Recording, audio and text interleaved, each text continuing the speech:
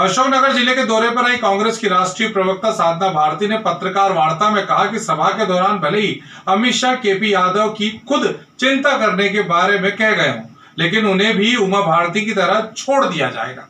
अमित शाह को अगर चिंता करनी ही है तो गरीबी, महंगाई, बेरोजगारी, महिलाओं पर हो रहे अत्याचार की चिंता करना चाहिए।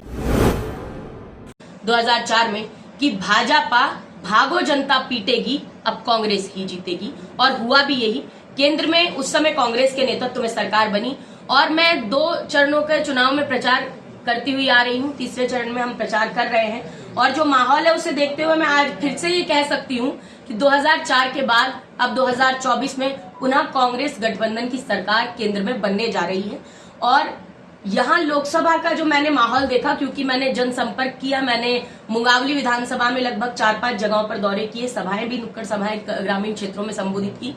जो जन सैलाब, जो जन समर्थन कांग्रेस के प्रति है और जो विरोध इस समय पर भारतीय जनता पार्टी के जितनी भी कुनीतियां हैं जो कि लोगों के, और साथ ही साथ जो दुष्प्रचार देश के प्रधानमंत्री मोदी जी के द्वारा तक किया जा रहा है, उसके खिलाफ रोष है। और यहाँ की जनता ने इस बार ठान लिया है कि गुना शिवपुरी लोकसभा क्षेत्र की जनता श्री कृष्ण भगवान का रूप धारण करके पांडव रूपी कांग्रेस के प्रत्याशी अर्जुन रूपी आदरणीय यादवेंद्र सिंह यादव जी को भारी बहुमत से विजयी बनाएगी और इस लोकसभा से सांसद बनाएगी।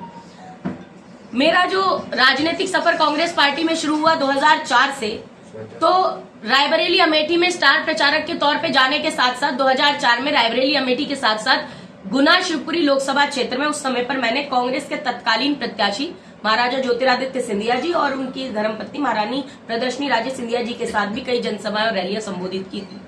और 2004 से 2019 तक लगातार आदरणीय ज्योतिरादित्य सिंधिया जी के आमंत्रण पर ही मैं बतौर स्टार प्रचारक, राष्ट्रीय स्टार प्रचारक गुना शिवपुरी लोकसभा क्षेत्र में लगातार आई हूं।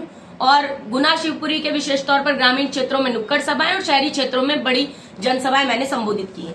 ये पहली बार ऐसा चुनाव है 2024 का लोकसभा चुनाव जिसमें आदरणीय ज्योतिरादित्य सिंधिया जी के खिलाफ मैं बतौर कांग्रेस की राष्ट्रीय प्रवक्ता, गुना लोकसभा की सह प्रभारी और कांग्रेस की स्टार प्रचारक के तौर पर यहाँ पर आई। आदरणीय सिंधिया जी मुझे बेटी मानते रहे हैं, बच्चों की भांति उन्होंने स्नेह किया है, बचपन में उनकी गोदी में खेली हूँ, बहुत सम्मान करती हूँ। आज अजीब सी बात यह है कि आज आदरणीय सिंधिया जी की संघर्षशील बेटी आज भी जोड़ने वाली गांधीवादी विचारधारा वाली कांग्रेस पार्टी के साथ मजबूती से खड़ी है। अफसोस मगर आज आदरणीय ज्योतिरादित्य सिंधिया जी तोड़ने वाली विचारधारा के साथ सांप्रदायिक जहरीली पार्टी बीजेपी के प्रत्याशी के तौर पर आज चुनाव लड़ रहे हैं। और देखिए, मैंने हमेशा ये कहा है कि बीजेपी वही पार्टी है जो कि अंग्रेजों की फूट डालो शासन करो की कुटिल नीति को अपनाती रहती है, और कुटिल नीति को पहले भी अपनाया गया था। आदरणीय सिंधिया जी शायद भूल गए होंगे, लेकिन मैं याद दिलाना चाहती हूँ कि ये वही बीजेपी है जिसने आदरणीय ज्योतिरादित्य सिंधिया जी के विश्वास पात्र कांग्रेस के कर्मठ कार्यकर्ता रहे केपी यादव जी को 2019 में इसी गुना से आदरणीय सिंधिया जी के समक्ष ही सामने विपक्ष में लोकसभा चुनाव लड़ाया था, और केपी यादव जी के द्वारा ही उन्हें लगभग 1,25,500 से अधिक वोटों के भारी अंतर से बीजेपी द्वारा हराया गया था। ये मैंने तो कहा ना, उन्हें तो चुनावी महाभारत का अभिमन्यु बना दिया है। और मात्र यादव समाज नाराज नहीं है, पूरा ओबीसी समाज नाराज है।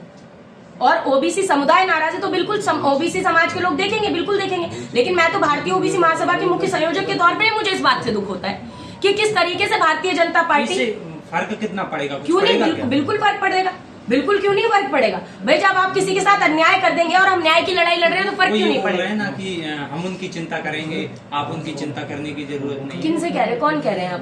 अमित शाह जी ने कहा है। अमित शाह जी ने तो देखिए उमा भारती जी की भी बहुत चिंता कर ली थी। अमित शाह जी ने तो माननीय कल्याण सिंह जी की बहुत चिंता कर ली थी, जो उन्हें 5 साल मुख्यमंत्री नहीं रहने दिया। उमा जी को पूरे 5 साल मुख्यमंत्री, उनकी इतनी चिंता कर ली कि स्टार प्रचारकों की सूची से ही नाम हटा दिया। तो ऐसी चिंता से तो भगवान बचाए। ग्रामीण भारत टीवी के लिए अशोकनगर से सुनील तनेजा की रिपोर्ट। खबरों में बने रहने के लिए ग्रामीण भारत टीवी को सब्सक्राइब कीजिए और बेल आइकॉन दबाना ना भूलें।